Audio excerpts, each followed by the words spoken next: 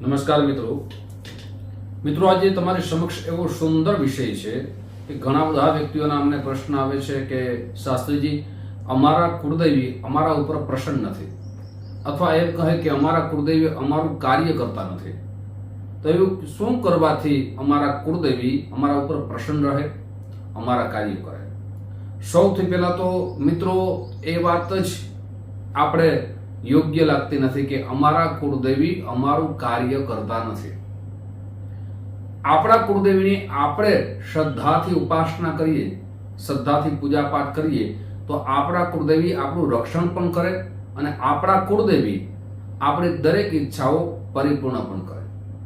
હવે આપણે જે શાસ્ત્ર કહે છે એ શાસ્ત્ર પ્રમાણે એમની પૂજા નથી કરતા, સાથે પૂજા કરીએ તો પૂજાના નિયમ આપણે પાલન નથી કરતા, તો આપણા કુળદેવી આપણા કુલદેવતા આપણા ઉપર ક્યારે પ્રસન્ન થાય? મિત્રો વિચાર તો કરો કે આપણા કુળદેવીને છોડી, આપણા કુળદેવીની આરાધના છોડી, એમની ઉપાસના છોડી અને અન્ય દેવ ઉપર આપણે વિશ્વાસ હોય તો આપણા કુળદેવી શું આપણા ઉપર પ્રસન્ન થાય ખરા? આપણે આપણા કુળદેવી ઉપર સંપૂર્ણ રીતે વિશ્વાસ રાખવો જોઈએ. કોઈ પણ માં છે એમના સંતાનોને એમની ઉપર ખૂબ પ્રેમ હોય છે અને એમના સંતાનની રક્ષા પણ કરે છે, અને માં તો જગદંબા છે, આખા બ્રહ્માંડના આમાં રક્ષા કરવા વાળી છે. શું તમારા કુળદેવી તમારી ઉપર પ્રસન્ન હોય તો તમારા જીવનમાં આનંદ હોય ખરો? શું તમારા કુળદેવી તમારા ઉપર જાગૃત ના હોય અથવા તમારા કાર્યો ન કરતા હોય તો તમારા જીવનમાં સુખ મળે ખરું? કુળદેવીની પ્રસન્નતા હટી જાય ત્યારે ગમે તે પરિવાર હોય એમાં અંધકાર છવાઈ જાય, કેવલ ને કેવલ દુઃખ જ રહે. આ તો આપણા કુળદેવીની ખૂબ કૃપા હોય છે, એટલા માટે જ આપણા જીવનમાં સુખ તો મળે જ છે, પણ દુઃખના ઘણા બધા કારણો હોઈ શકે. સ્વયં કરેલા દુઃખ પણ ઉત્પન્ન થાય છે, અથવા એમ પણ બને કે બીજાનું સુખ જોઈ અને આપણે દુઃખી થતા હોય એ પણ એક દુઃખનું કારણ છે. જીવનમાં સૌથી પહેલા તો આપણે આપણા કુળદેવી ઉપર સંપૂર્ણ રીતે વિશ્વાસ રાખવો જોઈએ જ છે. હવે આજે એક એવો મંત્ર આપવા જઈ રહ્યો છું જેની ઉપાસના કરવાથી, જેમની યાદ માને આ ઉપાસનાથી આપ પ્રસન્ન કરી શકશો. અને બહુ સરળ મંત્ર છે, બહુ સહજ મંત્ર છે. કેવલ ને કેવલ નિયમનું પાલન અને શ્રદ્ધા અને વિશ્વાસથી કરજો. તમારા કુળદેવી તમારા ઉપર પ્રસન્ન પણ થશે અને તમારા કુળદેવી તમારા કાર્યો પણ કરશે. અને ઘણી વખત આ વિચારધારા એટલી બધી આપણે અંધશ્રદ્ધા તરફ લઈ જાય છે કે અમારા કુળદેવી ના ચરણોમાં બેસવાની જગ્યાએ આપણે અન્ય સ્થળો આપણે પકડીએ છીએ. જે માતા પિતા સંતાનનું ભલું કરી શકે, સંતાનનું પોષણ કરી શકે, એ અન્ય કોઈ સંબંધો એટલું પોષણ ન કરી શકે. પણ આપણે આપણા કુળદેવી માટે ક્યાંક જે વિશ્વાસની કમી રહી જાય છે, ઉપાસનાની ખામી રહી જાય છે. આ જે ઉપાસના તમારી સમક્ષ રાખું છું, કોઈ પણ દિવસથી શરૂઆત કરી શકો છો. જ્યારે ઘણી વખત ઘણી પ્રકારના પ્રશ્નો ઘણા બધા વ્યક્તિઓના હોય છે કે અમારે કુળદેવીની ઉપાસના કયા વારથી શરૂઆત કરવી જોઈએ. પણ આપ શ્રદ્ધાથી એક વખત બેસો તો ખરા, માના ચરણમાં બેસો તો માની ભક્તિ તો મળશે, પણ માની કૃપાએ થશે અને કોઈ પણ કાર્ય છે તમારું જીવનનું અટકશે પણ નહીં. હવે આ ઉપાસના કઈ રીતે કરવાની છે? મિત્રો, જગતની અંદર અનેક દેવીઓ પૂજાય છે. દેવી ભાગવત લ્યો, દુર્ગા સપ્તશતી લ્યો, માર્કંડ પુરાણ લ્યો, તો એમાં 3 રહસ્યો અને 3 દેવીનો ઉલ્લેખ બતાવવામાં આવ્યો છે. કાળે ક્રમે જગદંબાએ અનેક રૂપ ધારણ કર્યા, એમના ભક્તોને એ પરચા આપ્યા અને એ રીતે પૂજાય છે. દુર્ગા સપ્તશતીમાં 3 જે શબ્દો છે જેને બીજ મંત્ર પણ કહેવાય, નવારણ મંત્ર પણ કહેવાય. આ 3 શબ્દોમાં 3 દેવીઓનું દરેક પ્રકારનું મહત્વ આવે છે. સાથે આ નવારણ મંત્ર સૌથી પહેલા જપ કરવા જોઈએ. આપના કુળદેવીની વિશેષ પૂજા બતાવું છું. આ નવારણ મંત્ર શું છે તો કે એમાં 3 શબ્દો આવે છે. એમ રીમ ક્લીમ આ 3 શબ્દોમાં મહાકાલી, મહાલક્ષ્મી અને મહા સરસ્વતી, જગતની કોઈ પણ દેવીઓ આ 3 રૂપમાં બધા આવી જાય. પછી આપણે જે માતાને જે સ્વરૂપે પૂજા કરતા હોય, કોઈ માં અભ્યય, અમારા કુળદેવી અભ્યયમાં છે, કોઈ મોમાઈ સ્વરૂપે પૂજા કરતા હોય, કોઈ ખોડિયા સ્વરૂપે પૂજા કરતા હોય, કોઈ મોગલમાં તરીકે પૂજા કરતા હોય, અન્ય જે નામો છે જગતમાં જેટલા પણ પૂજાય છે એ 3 અક્ષર અને 3 અક્ષરની અંદર અનેક વિશેષતાઓ બતાવી છે.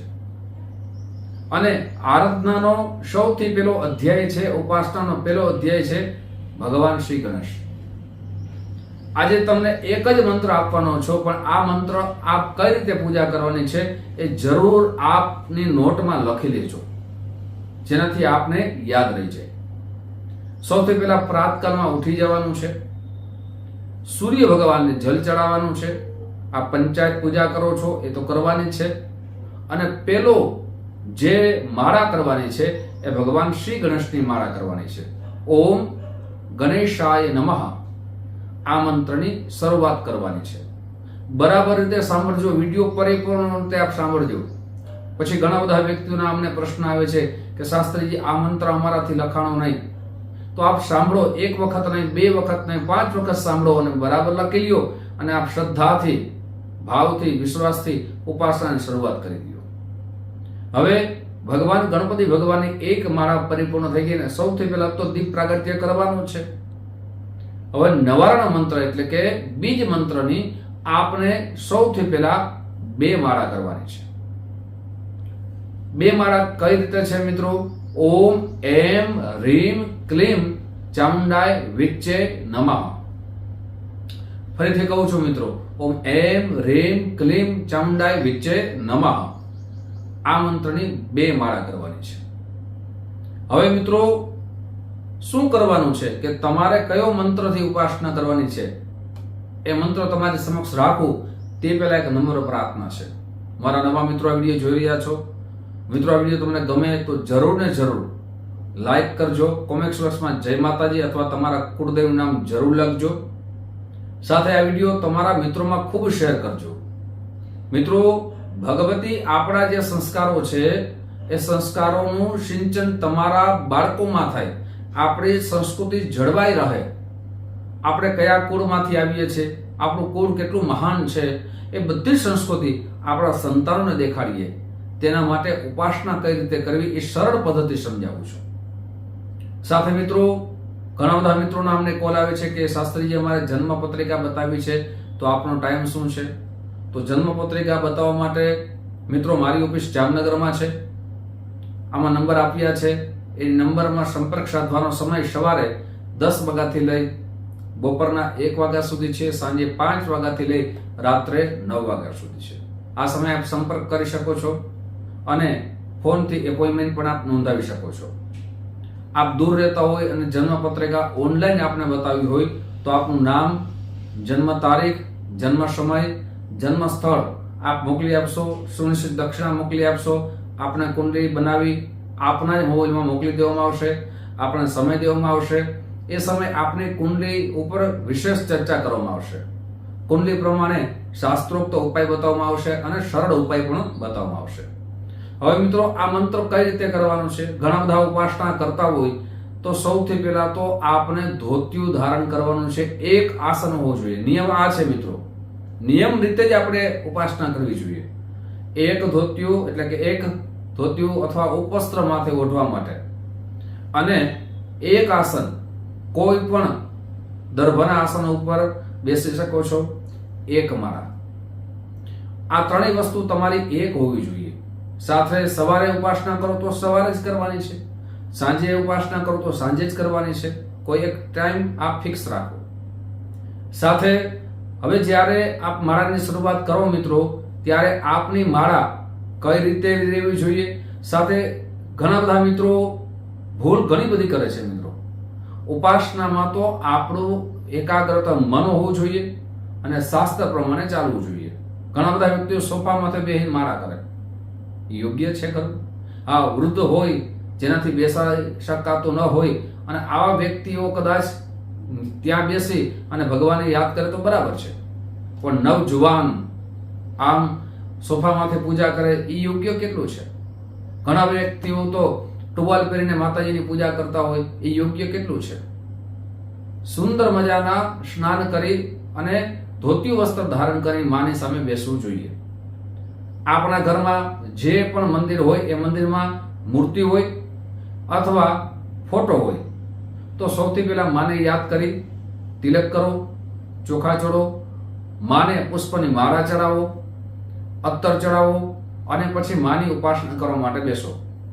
આપણી જે પણ ઈચ્છા હોય, આપણા જીવનમાં જે વસ્તુ અપૂરતી હોય એ પૂર્તિ થવા માટે માના ચરણોમાં બેસી જાઓ અને એક વખત દાસ બનો.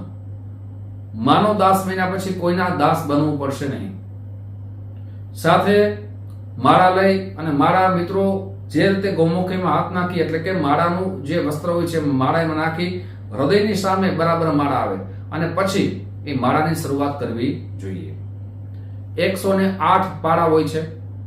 એક વખત માળા પરિપૂર્ણ થઈ જાય એટલે માળાને મિત્રો આંગળી અનામિકા અને અંગૂઠાથી આપણે માળા બદલાવીએ છીએ. એટલે કે પાછું માળાને ચેન્જ કરી નાખવાની. અને સાથે જ્યારે પણ માળા કરો ત્યારે મિત્રો મુદ્રા આપણે કેવી હોવી જોઈએ? આ રીતે. આ માળા છે માની લ્યો મિત્રો, અને આ ધ્યાન મુદ્રા હોવી જોઈએ. હવે આપને જે મંત્ર આપું છું એ મંત્રની આપને કેવલ ને કેવલ 7 માળા કરવાની છે. ઓમ એમ રીમ ક્લીમ. તમારા જે પણ કુળદેવી હોય એનું નામ આગળ લખવાનું છે અને છેલ્લે નમઃ શબ્દ બોલવાનો છે. જેમ કે તમને એક વખત કહી દો, ઓમ એમ રેમ ક્લીમ અભ્યાય દેવીએ નમઃ. એમ તમારા કોઈ પણ કુળદેવી હોય, જેમ કે ઓમ એમ રેમ ક્લીમ મોમાય દેવીએ નમઃ, ઓમ એમ રેમ ક્લીમ આશાપુરા દેવીએ નમઃ, ઓમ એમ રેમ ક્લીમ ખોડિયાર દેવીએ નમઃ. આપણા જે પણ કુળદેવી એનું નામ વચ્ચે જે હું કહું છું ત્યાં બોલવાનું છે, નમઃ શબ્દ બોલવાનું. અને આ ક્રિયા કેટલા દિવસ કરવાની છે? કેવલ ને કેવલ 90 દિવસ સુધી. આપ 90 દિવસ સુધી કન્ટિન્યુ 7 માળા કરો અને પહેલા મેં જે માળા કીધી છે એ માળા કરો. માળાનો સમય એક હોવો જોઈએ અને 90 દિવસ પછી મિત્રો આપની ચેતના પણ વધી જશે. મા કુળદેવી આપણી ઉપર કૃપા પણ કરશે અને મા આપણા દરેક કાર્યો ઉપર, જે કાર્યો આપણા થતા નથી એ કાર્યો માની કૃપાથી જરૂર થશે. માં જાગૃત થઈ જશે. પણ આપણી શ્રદ્ધાથી, ભાવથી, વિશ્વાસથી આપ જો માળા કરશો તો કેવલ ને કેવલ 5 દિવસ માળા કરી અને આપ કોઈ ઈચ્છા રાખતા હોય તો એમ થવાની સંભાવના ન બને. તો આપને ભક્ત થવું પડે, શરણાગતિ સ્વીકારવી પડે અને મનથી જે ભાવથી આપણે પૂજા કરીએ છીએ માયનું ફળ આપે જ છે. મિત્રો આજે બહુ સરળ ઉપાય બતાવ્યો છે. મને આશા છે આપ શ્રદ્ધાને ભાવથી કરશો. આપની ઈચ્છામાં જગદંબા આપણા કુળદેવી જરૂર પૂર્ણ કરશે.